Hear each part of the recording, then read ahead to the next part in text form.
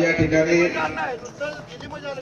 आपल्या लोकसभेच्या निमित्तानं आपल्या या भादली गावामध्ये महाविकास आघाडीची जाहीर सभा होती. या सभेसाठी उपस्थितांचे खास मिळाले आमच्या पक्षाचे आमचे संतप्रमुख अरुभाई दुधवाडकर, व्यासपीठावर उपस्थितांचे सगळे सन्मान्य आमदार राजूबाबा आवळे, माजी आमदार राजू किसन आवळे, आमचे मित्र माजी डॉक्टर मिंचेकर साहेब, सर्व काँग्रेस पक्षाचे, सर्व राष्ट्रवादी काँग्रेस पवार गटाचे, सर्व शिवसेना उद्धव बाळासाहेब ठाकरे गटाचे, सर्व इतर घटक पक्षाचे, सर्व संघटनांचे पदाधिकारी आणि मोठ्या संख्येने जमलेल्या या ठिकाणी आमच्या भादोली गावातील सर्व शेतकरी बंधू, सर्व तरुण कार्यकर्ते, सर्व ज्येष्ठ गुरुवर्य आणि सर्व ठिकाणी उपस्थित आपल्या पत्रकार मित्र, तुमच्या भादोली गावात मित्रांनो मी पहिल्यांदाच येतो हे नम्रपणे कबूल करतो.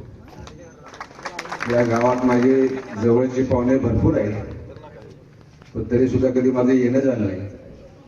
पण इलेक्शनला उभारण्याच्या नंतर मला इथं पाहुण्यांच्या पाया पडायची पाळी आली तर हे मी मान्यच केलं पाहिजे. मित्रांनो, आपल्याला सांगायला हरकत नाही तर वेळ अपुरा आहे. आज ही महाविकास आघाडीची उमेदवार मला कशी मिळाली किंवा माझ्या डोक्यात काय होतं आपल्या सगळ्यांना माहिती आहे. पेपरला वाचता, टीव्हीवर बघता. महाविकास आघाडीच्या ठिकाणी या विभागाची सीट ही कुणासाठी तरी राखीव ठेवली होती आणि उद्धव साहेबांनी ठेवली होती, महाविकास आघाडीने ठेवली होती. आपल्या सगळ्यांना माहिती, आपण पेपरला त्या गोष्टी वाचल्या असतील. आणि तथापि मला ते शेवटच्या टप्प्यामध्ये यंदा आपण काही घडलं आम्हाला माहिती नाही, कुठं अशी शिकली आम्हाला माहिती नाही. पण या ठिकाणी आम्हाला उद्धव साहेबांचा आणि सगळ्या महाविकास नेत्यांचा आम्हाला आदेश आला की तुम्ही या ठिकाणी तिन्ही माझे आमदार, मी असेल, लिंचेकर साहेब असतील किंवा आमचे उल्हासदादा असतील, आपण इलेक्शन तयार आहोत. आणि शेवटच्या क्षणापर्यंत या चर्चा सुरू होत्या आणि कुठेतरी उद्धव साहेबांच्या नम्र आव्हानाला योग्य प्रतिसाद मिळाला नाही. त्यांनी जी साथ घातली त्याला प्रतिसाद मिळाला नाही आणि त्या निमित्तानं आज महाविकास आघाडीची उमेदवारी मला देण्यात आली. लक्षात ठेवा, आता महाविकास आघाडीची या ठिकाणी मोहीम मला दिल्याच्या नंतर पक्षाने जाहीर करणं, उद्धव साहेबांनी जाहीर करणं, नेतेवाणी जाहीर करणं, पण त्याला जनतेने मान्यता देणं हे अतिशय महत्वाचं असतं. मला या अपेक्षा नव्हती या ठिकाणी की ज्यावेळी ही उमेदवारी जाहीर होईल अशा प्रकारचा पाठिंबा लोकांचा, अशा प्रकारची चांगली मतं लोक व्यक्त करून घ्या, सगळ्या थरात याला मोठा प्रतिसाद मिळेल. प्रथमतः या ठिकाणी माझी उमेदवार पण सगळ्यांनी मनापासून मान्य केल्याच्याबद्दल आपल्या सगळ्यांचं मी मनापासून आभारी आहे. माझ्या उद्धव साहेबांची सगळ्यांचे आभार मानतो. मित्रांनो, माहिती आता हे सगळं तुम्हाला का सांगते मुद्दाम, तर काही मंडळींनी उद्धव साहेबांचा आरोप केला, उद्धव साहेबांनी आम्हाला फसवलं अशा प्रकारचं वक्तव्य केलं. आता उद्धवच्या सोबत मी किती काम करतोय, 2004 पासून मी उद्धव साहेबांच्या सोबत काम करतोय आणि त्या माणसाने अतिशय जवळ बघितलेलं आहे. कोणालाही फसवणारा माणूस अजिबात नाही. मी स्वतः अनुभव घेतलेला आहे आणि त्या माध्यमातून त्यांच्यावर आरोप करू नये. लक्षात ठेवा, तुमच्या उमेदवारीविषयी या ठिकाणी इथं कोणाचं नाव घेत नाही. आमच्याच पक्षाचा एक कार्यकर्ता त्यांनी जाहीर वक्तव्य केलं आणि त्या निमित्तानं उद्धव साहेबांनी क्षणाचा विचार न करता त्या पक्षाच्या कार्यकर्त्याला यांच्यासाठी त्यांनी त्या कार्यकर्त्याची हकालपट्टी केली. मग याच्या पुढे उद्धव साहेबांनी तुम्हाला काय दिलं पाहिजे, किती वाट बघायची. आणि असं असल्या ठिकाणी आज तुम्ही त्यांना नम्रपणे त्यांचे आभार मानायला सोडून तुम्ही त्यांचे आरोप करत असेल तर या ठिकाणी तुम्ही त्यांचे कृपया आरोप मागे घ्यावेत. अशा प्रकारचे आरोप राजकारणात करू नयेत असं त्यांना माझं नम्र आव्हान आहे. आणि जी उमेदवारी जाहीर झाली मित्रांच्या ठिकाणी मला तो बदल सांगायचा आहे की ज्यावेळी संबंध भागात फिरलो, या 6 मतदारसंघात फिरलो विधानसभेच्या, प्रत्येक माणसाची अपेक्षा हीच होती की हा जो निर्णय झाला महाविकास आघाडीचा उमेदवारी लढण्याचा, सीट लढण्याचा, हाच योग्य झाला अशा प्रकारची या ठिकाणी सगळ्यांची भावना होती. कारण महाविकास आघाडीच्या कार्यकर्त्यांची, सगळ्या लोकांची, तरुणांची, महिलांची हीच अपेक्षा होती की ह्यावेळी खेपेला महाविकास आघाडीने आपल्या पक्षाचा कोणतरी अधिकृत उमेदवार द्यावा, जो उमेदवार या ठिकाणी पूर्णपणे आपल्या पक्षासोबत एकनिष्ठ राहील, महाविकास आघाडी सोबत या ठिकाणी राहील, कुठे फुटून जाणार नाही अशा प्रकारचा उमेदवार द्यावा, अशा प्रकारे या ठिकाणी सगळ्या लोकांची मानसिकता होती. आम्ही या ठिकाणी ही उमेदवारी दिली, आपण लढण्याचा निर्णय घेतला, ते अतिशय चांगलं झालं. अशा प्रकारचे रोजगार आपल्याला अखंड मतदारसंघात मिळतात. सगळ्या ठिकाणी चांगला प्रतिसाद आहे मित्रांनो. वाळव्यात आहे, शिराळ्यात आहे, तुमच्या गावात तुम्हाला माहिती आहे, हातकणंगले बघा, इचलकरंजी बघा, शिरोळ बघा, शाहूवाडी बघा, पन्हाळा बघा, चांगल्या प्रकारचं वातावरण आहे. आज या संबंध मतदारसंघामध्ये महाविकास आघाडीचं वादळ एक मोठ्या प्रमाणात तयार झाले आहे. खऱ्या अर्थाने या ठिकाणी मी अर्ज भरण्याच्या पूर्वी की मी तुम्हाला भेटण्याच्या पूर्वीच तुम्ही या ठिकाणी आमच्या मशाल ही घराघरात पेटवायचं काम जे केलं तुम्ही या ठिकाणी ते त्याशी तुमचे आभार म्हणत तरी थोडेच आहेत. अशा प्रकारे कधी लोकांचा पाठिंबा मिळत नाही. लक्षात ठेवा, हे वादळ का तयार झालं नाही. हे वादळ काय सत्यजित पाटलाचं नाही मित्रांनो, हे वादळ तुमचं आहे, या महाविकास आघाडीचं वादळ आहे. कारण ही सगळी माणसं महाविकास आघाडीची या ठिकाणी नुसते पक्ष नाही. तुम्ही समोर बसलेले असताल, ज्यांना ज्यांना सरकारनं छेडलंय, ज्यांना ज्यांना सरकारनं त्रास दिलाय, जो जो शोषित आहे, जो जो वंचित आहे, या सगळ्यांची महाविकास आघाडी आहे. आणि खऱ्या त्या ठिकाणी हे जे वादळ झाले तयार या ठिकाणी हे केवळ महाविकास आघाडीचं वादळ लक्षात ठेवा. त्या माध्यमातून आपण सगळ्यांनी एक चांगल्या प्रकारे या प्रचाराला सुरुवात केलेली आहे. मित्रांनो, मला तुम्हाला विनंती करायची, या ठिकाणी आता माझं थोडंसं बोलेन. तुमच्या गावात मी पहिल्यांदाच येतोय, आलो की थेट मतच मागतोय. थोडंसं तुम्हाला ऐकायला या ठिकाणी वेगळं वाटेल, पण माझ्याही ध्यानात नव्हतं किंवा माझ्या डोक्यात नव्हतं त्या ठिकाणी की मला कुठेतरी अशा प्रकारे तुमच्या समोर इथं लोकसभेमध्ये यावं लागेल. हे जर आमच्या मनात असतं तर आम्ही 1.5 वर्ष 2 वर्ष आधी इथं प्रयत्न असतो, आम्ही संपर्क ठेवला असता, साहेबांना भेटलो असतो किंवा पेपरबाजी केली असती. यापैकी मी असेल, तुमचे साहेब असतील किंवा आमचे उल्हासदादा असतील, आम्ही तिघांनी कोणी कसली प्रकारची पेपरबाजी केली नाही. पत्रकारची आमची पेपरला नावं दिली तर त्यांचा अंदाज म्हणून दिले असतील ठिकाणी. तेव्हा थोडंसं उशिरा उमेदवारी जाहीर झाली असतो त्या ठिकाणी. आज थोडा मला नौका उमेदवार वाटतोय, तो मला लक्षात घ्या. उमेदवार तुमच्या गावात नवीन आहे, लोकसभामध्ये नवीन आहे, पण याच्यापूर्वी मी 4 विधानसभेच्या इलेक्शन मी माझ्या मतदारसंघात पहिला लढलो नाही. 2दा माझा विजय झालाय, 2दा माझा पराभव झालाय. आणि त्या शाहूवाडीपणाच्या गोरगरीब जनतेने ठिकाणी मला 2दा मला बिन पैशाचं मला आमदार केले. मी त्या जनतेचं मी आधी आभार मानतो, का तर त्यांच्या जीवन मी या ठिकाणी आज केलं. निवडून आलो तरी काम केलं, पराभव झाला तरी खचून बसलो नाही, परत बाहेर पडलो, परत इलेक्शनला उभारलो, परत निवडून आलो, परत पराभव झाला. 2 पराभव या ठिकाणी पचवून सुद्धा या ठिकाणी माझ्यामध्ये अजिबात बदल झाला नाही. माझी मानसिकता ढळली नाही, कुठून खचून गेलो नाही. आमची भावना एवढीच आहे की आपल्या पाठीशी जोपर्यंत लोक उभे असतात आणि जोपर्यंत ते आपले प्रेम करतात तोपर्यंत आपल्याला राजकारणातून थांबण्याचं नव्हतं, रिटर्नचं आपल्याला अजिबात आपल्याला अधिकारच नाही. आपण जोपर्यंत जिवंत आहे तोपर्यंत जनतेसाठी झटलं पाहिजे असं मानणारा मी कार्यकर्ता आहे.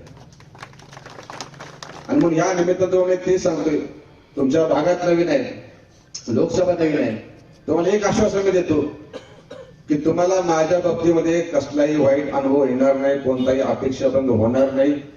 किंवा या ठिकाणी मी राजकारणात 2 तत्व पाळत असतो. एक तत्व आपल्या पक्षाशी, आपल्या नेत्याशी आणि जनतेशी 100% एकनिष्ठ राहणे. रस्त्यावर तुम्ही आला तरी नेत्याला सोडायचं नाही, पक्ष सोडायचं नाही, हे माझं पहिलं तत्व आहे. आणि दुसरं तत्व माझं एवढंच आहे की राजकारणामध्ये या गोरगरीब जनतेनं आपल्याला जी पदं दिली असतात त्या पदांचा 100% वापर या ठिकाणी आपल्या विकासासाठी तर तुमच्या विकासासाठी करायचा आहे. एवढीच माझी 2 स्पष्ट माझी या ठिकाणी तत्व आहेत. आणि याच्या पलीकडचं राजकारणाला कुठलं मला जमत नाही किंवा मला काही माहिती पण नाही. म्हणून तुम्ही निश्चिंत राहा. तुमच्या विभागात या ठिकाणी जर नवीन असलो, आपण विकास कामांचे नियोजन मला संधी मिळाली तर या सगळ्या मंडळींच्या मदतीनं चांगल्या प्रकारे विकास कामांचं नियोजन होईल. तुम्हाला ज्या ज्या ठिकाणी ज्या उणीवा भासतात त्या पूर्ण करण्याचं आपण काम करू. इथून मागे तुम्हाला काय अनुभव आले ह्याविषयी फारसं बोलत नाही, पण या ठिकाणी आपल्या तालुक्यात आपल्या मतदारसंघामध्ये चांगल्या प्रकारचे खासदार होऊन गेलेले की ज्यांना कोणी पराभूत करू शकलं नाही. अशा प्रकारच्या हे चांगल्या खासदारांचे या ठिकाणी आपण आदर्श घेऊन आपण वाटचाल करायचा प्रयत्न करूया. आणि आपल्या ह्या सर्वसामान्य जनतेला, या सर्व दीनदलितांना, महिलांना, युवकांना सगळ्यांना विश्वासात घेऊन या ठिकाणी एक चांगल्या प्रकारे आदर्श कसा खासदार काम करतो यासाठी आपण प्रयत्न करूया. त्या माध्यमातून कोणतीही माझ्याकडून चूक होणार नाही. आपण निश्चित राहा या विकास कामाच्या होतीमध्ये किंवा खासदारकीच्या माध्यमातून तुम्हाला लोकसेवेच्या माध्यमातून तुमच्या काही प्रश्न असतील जे तुम्हाला वाटत असेल, कुठं बैठका लावल्या पाहिजेत किंवा या ठिकाणी कुठं आपल्याला वरती संसद मांडले पाहिजेत, मला संधी मिळाली त्या ठिकाणी माझं तेच काम जेवढं असणार आहे. याच्या व्यतिरिक्त तुम्हाला माहिती आहे राजकारण मी आवडीने करतो, सर्वसामान्य जनतेसाठी करतो. माझा कुठला साखर कारखाना स्वतःचा नाही, माझ्या कुठल्या सूत गिरणी नाही, माझी कुठली बँक नाही, मोठा व्यवसाय नाही, माझं कुठलं बाकीची काही प्रॉपर्टी नाही. आपण पेपरला बघितलं असेल, फक्त सकाळी मला कुठलं बाकीचं व्याप नाही, फक्त सकाळी 1 तास मी माझ्या शेतावर गेलो की पुन्हा मी 12 आणि 24 तास पूर्ण मोकळा असतो जनतेच्या कामासाठी. त्यामुळे निश्चित राहा विकास कामाच्या बाबतीत तुम्हाला माझ्याकडून कसली तक्रार येणार नाही. मित्रांनो, आता उद्याची इलेक्शन ठिकाणी ही लोकसेवेची आपल्या मतदारसंघापुरती मर्यादित नाही, तर आपल्या भारत देशाची इलेक्शन आहे. आपल्या देशामध्ये आपल्याला माहिती असेल 543 या ठिकाणी खासदार उभारलेत. ही आपली एकट्याची युग नाही. आणि या निमित्तानं ही इलेक्शन महत्वाची काय आहे, इथं मगाशी तुम्हाला डॉक्टर बोलले की आमचे आमदार साहेब बोलले की आमचे राजू किसनवाळे बोलले. खऱ्या अर्थानं आपण विचार केला पाहिजे गेल्या 10 वर्षामध्ये या सरकारनं नेमक्या या ठिकाणी केले तरी काय की आपल्याशी दिले तरी काय. प्रत्येकाने विचार केला पाहिजे.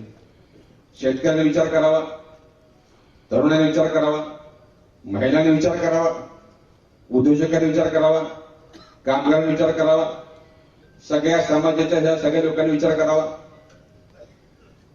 ज्येष्ठ नागरिक विचार करावा, माजी सैनिकांनी विचार करावा. लक्षात ठेवा, तुम्ही बारकाईने अभ्यास करा, गेल्या 10 वर्षाचं रेकॉर्ड काढून बघा. आज शेतकऱ्याची अवस्था पहिली कशी होती, आता कशी आहे. या 10 वर्षामध्ये शेतकरी आपला पार रसा तळला गेलेला आहे. त्याची अवस्था अधिक बिघडून चाललेली आहे. काय बिघड होती बसली गेल्या 10 वर्षामध्ये या ठिकाणी त्यांनी 10 चांगली धोरणं या शेतकऱ्यासाठी त्याला उभा करण्यासाठी जर राबवली असती तर या ठिकाणी आमच्या शेतकऱ्याच्या अवस्थाही झाली नसती. आज शेतकरी काय किंमत मिळते सांगा मला. आज शेती करणे गौण समजलं जातं. आज शेतकऱ्याच्या पोरांची आज लग्न होत नाहीत. आज शेतकऱ्या ठिकाणी कर्जाच्या खाईत तोडला गेलाय. आणि असं असताना कुठे कर्ज माफी मागायला गेलं की सरकारचे हात आकारते असतात.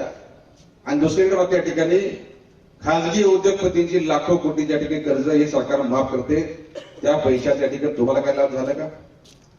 लाभ झाला कोणाचा? त्या उद्योगपतींचा. तुमच्या बद्दल काय बनलं? या शेतीच्या माध्यमातून बघितलं तर पीक विमा योजना हा विषय केंद्राचा आहे. आज तुमच्या सगळ्यांच्या पीक विम्याच्या तुमचं प्रीमियम सरकार भरतं आणि कुठे त्या खासगी कंपनीला भरतं.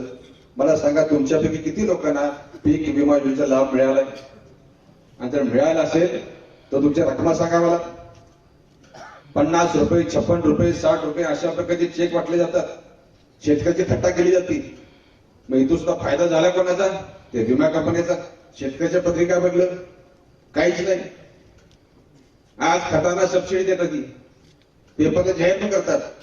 इतक्या वर्षात एवढ्या हजार कोटीची सबसिडी अनुदान आम्ही खताला दिलं. खताला दिलं म्हणजे कुणाला दिलं? त्या खत कंपन्यांना दिलं. तुम्हाला काय लाभ झाला त्याचा? आज तुमच्या ठिकाणी प्रत्येक पोत्यामाग आज दर वाढला का नाही? काय ते दर आहे. आज डीएपीचा दर किती झालाय? 1800 रुपये. इफ्को किती आहे? 1026 किती आहे? 1450 रुपये. बरोबर आहे का? युरिया किती आता? 270. तुम्हाला वाटेल युरियाची किमती वाढलेल्या नाहीत. 270 रुपये दर आहे. पण फळी त्या ठिकाणी पहिली 50 किलोची होती, आता फळी आली 40 किलोची. म्हणजे लक्षात ठेवा ठिकाणी आज हे सगळं ह्यात सुद्धा लाभ झाला कोणाचा? त्या खत कंपनीचा झाला. तुमच्या पदात काय पडलं? हे सगळे मित्रांनो विचार करा. आज या सरकारच्या जर मानसिकता असती तर या ठिकाणी आपल्या शेतकरी या ठिकाणी असा दैन्यवस्थ राहिला नसता. आज परदेशात आपण जर बघितलं तर शेतकऱ्याच्या ठिकाणी किती मोठा त्याला सन्मान मिळतो. आपल्या देशासाठी पिकवतो, आपलं पोट भरायचं काम करतो. म्हणून काही देशामध्ये शेतकऱ्याची पूजा केली जाते किंवा त्या ठिकाणी त्याला समाजामध्ये त्याला मोठं पद किंवा मोठा त्याला सन्मान दिला जातो. आणि आपली अवस्था बघितली या ठिकाणी तर शेतकऱ्याची अवस्था काय झाली बघा. आपण जर कुठं मोठ्या शहरामध्ये गेलो तर आपल्याकडे बघत असताना माणसं कोणतरी असा फरेग्राउंड कुठला तरी माणूस आलाय ते म्हणलेले कपडे त्यांना बघवत नाहीत आपली. लक्षात ठेवा ठिकाणी ह्यांना असं करता येत होतं. त्यांचं पूर्ण बहुमत होतं. आणि पूर्ण बहुमत असताना एकाला 2 लाईन उदाहरण देतील तरी या 2 लाईनाची तुम्ही शेतकऱ्यांच्या बरोबर काय लक्षात ठेवा. आज शेतकऱ्यांनी वाऱ्यावर सोडलाय. तुझं तू राख, तुझं तू पिकव, बाजारभाव पण तुझं विक, राहिला तर तू फायदा, नाही तर तू तोटा. आणि या सगळ्या ह्याच्यामध्ये सरकार त्या बघ्याची भूमिका घेते का? मग कशाला ते मोठ्या मोठ्या जाहिराती देतात, पेपरला जाहिरात देतात, टीव्हीला जाहिरात देतात, सोशल मीडियावर जाहिरात टाकतात. तुम्ही शेतकऱ्यांना विचारा झाल्यामध्ये त्याला पदार्थ काय बदले? हे सगळं जर तुमचं असं चालू राहिलं तर एक आपल्या शेतीचा उद्योग आहे 100% कोलमडून जाईल. या ठिकाणी लोक शेती करणं बंद केलं. आताच्या ठिकाणी तुमच्या माहितीसाठी किंवा तुम्हाला ते मान्य होईल की आता लोक या ठिकाणी शेती करण्यापेक्षा शहरालगतच्या जमिनी, रोड लगतच्या जमिनी आता एने करून विकायचं काम सुरू आहे. बरोबर आहे का? आता शेती त्या परवडत नाही. असं जर करत गेलं या ठिकाणी पूर्णपणे आपला ग्रामीण भाग आपले आपला शेतकऱ्याचा कणा की आपली ग्रामीण अर्थव्यवस्था 100% कोलमडून लक्षात ठेवा. त्यामुळे कुठेतरी सरकारला आपण जाब विचारला पाहिजे. मित्रांनो, या शेतकऱ्याला जर या ठिकाणी बाजार भावात काही वर खाली झालं तर परदेशामध्ये सरकार स्वतः तोटा सोसतं, पण शेतकऱ्याचा माल ते जरा खरेदी करतं जेणेकरून शेतकऱ्याला तोटा होऊ नये. मग असा कायदा आपल्या भारतात का नाही? जे उत्तरेमध्ये आपल्या मध्य प्रदेशची असेल किंवा वरच्या आपल्या राजस्थानची किंवा आपल्या पंजाबचे काय आपल्या या पंजाबचे असतील किंवा आपल्या दिल्लीचे असतील, हरियाणाचे असतील, ही सगळी मंडळी या ठिकाणी वर्षाकाठी उपोषण काय करतात? का मोर्चा करतात? त्याच्या मागचा मुद्दाच आहे. आज तिकडे जो लढा सुरू आहे त्याच्या माध्यमातून जे काही मोजकी या ठिकाणी पिकं तुम्ही MSPच्या कायद्यामध्ये किमान आधारभूत किमतीमध्ये या ठिकाणी आणलेले त्याच्याबरोबर या ठिकाणी त्यांचं म्हणणं आहे की सगळीच पिकं सगळी जे शेतकरी पिकवतं सगळे आपल्या उसासाठी सगळीच पिकं तुम्ही त्या MSPच्या कायद्यामध्ये आणा. मागणी बरोबर आहे ना? पण या ठिकाणी तशा प्रकारचा कायदा करायला गेला, कोणी मागणी करायला गेले की त्या ठिकाणी ते शेतकऱ्यांचं आंदोलन चिरडण्याचा प्रयत्न होतो. पोलिसांचा वापर करायचा, बळाचा वापर करायचा आणि ते आंदोलन मोडून काढायचं, अशा प्रकारचे सरकारचं कृत्य. मग सांगा मला, ही सरकार या ठिकाणी शेतकऱ्यांचं आपल्याला कसं म्हणायचं? आणि या कृषीप्रधान भारतामध्ये असल्या सरकारची आपल्या गरज तरी काय? आज कोण समाधानी आहे? हे झालं शेतकऱ्याचं. आज तरुण पोरांचं बघा, वर्षाकाठी आम्ही 2 कोटी नोकऱ्या देऊ. आता तुमच्या बाजूल्यामध्ये किती कोटी नोकऱ्या मला माहिती नाही. 2 ते नोकऱ्या तुमच्या बाजूला आल्या का सांगा मला? 2 कोटी होती, 2 ते नोकऱ्या आल्या का? मग नुसतं सांगायचं आणि आपण ऐकायचं. आज हे महिलांच्या ठिकाणी बोलतात, नारी शक्ती विधेयक तिथं मांडलं, महिलांच्या सुरक्षेसाठी मांडलं पाहिजे, महिलांचा सन्मान झाला पाहिजे आणि त्यांची सुरक्षा ते आपलं पहिलं असलं पाहिजे.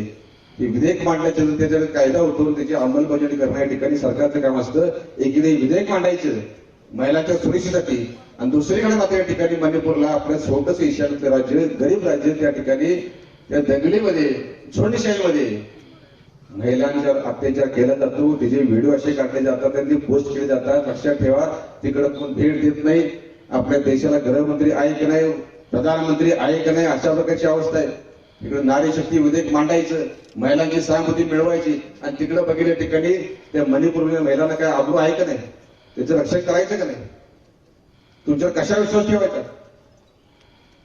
गुजरातमध्ये जे गोधरा हत्याकांड झालं, त्या हत्याकांडामध्ये बिल्किस बानो नावाच्या कुटुंबावर एक महिला होती, एका जमावाने हल्ला केला, त्यामध्ये अनेक लोक मारली गेली आणि अल्पवयीन मुलींच्या ठिकाणी त्या नराधमांनी अत्याचार केले.